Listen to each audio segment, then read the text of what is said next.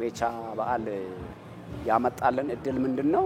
ወደዚህ መተን ከሰዎች ጋር ከተጠቃሚ ጋር እንድንገናኝ ነው ያደረገን ያለነው። ምርታችንን አውጥተን ለሰዎች በማሳየት ጥሩ በሆነ ዋጋ ወደፊት በሰፊው ለመስራት ጥሩ እድል ይዞልን መጥቷል እና በዚህ አቅጣጫ በጣም ደስ ብሎናል።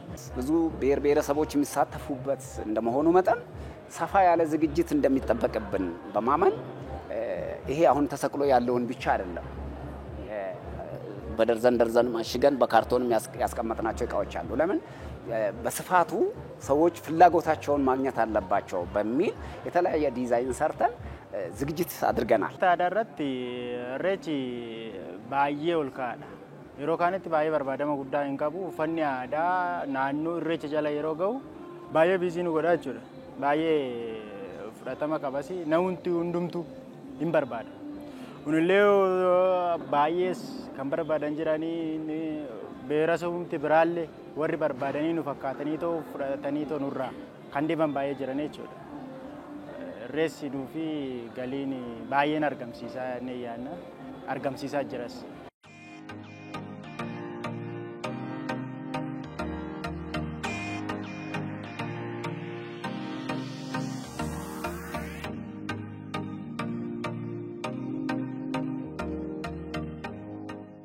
ሬቻን ስናከብር በባህላዊ ልብስ ነው ተለብሶ የሚከበረው።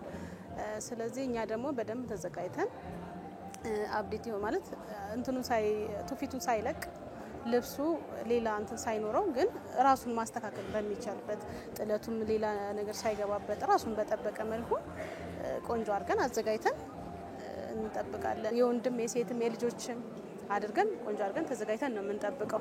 እጥረት አይኖርም። በቃ የዲዛይን እጥረት የልብስ እጥረት አይኖርም እና በደንብ ነው ተዘጋጅተን የምንጠብቀው። የተለያየ ዲዛይን እየሰራን እንደሰው ፍላጎት የሞላን ነው አለን እና አንድም ካስተመር መጥቶ እንዳያጣ ሐሳባችን ምኞታችን ነው። እና ሬቻ ለኛ እድል ትልቅ እድል ነው። ፋሽኑ በየአመቱ ነው። ልክ ሬቻ በዓል ሲመጣ ሌላ አዲስ ነው ይዞ የሚመጣው። አዲስ ዲዛይን ግዴታ ያው ዘንድሮ የተሰራ ቀጣይ ላይ ደግሞ ሌላ አዲስ ነው የሚሰራው። ለምን ፋሽኑ በየጊዜው ነው የሚቀየረው። በየአመቱ በየጊዜው ነው በየሰው ፍላጎት ነው የተቀየረው ነው የሚሄደው እና ጥሩ ነው።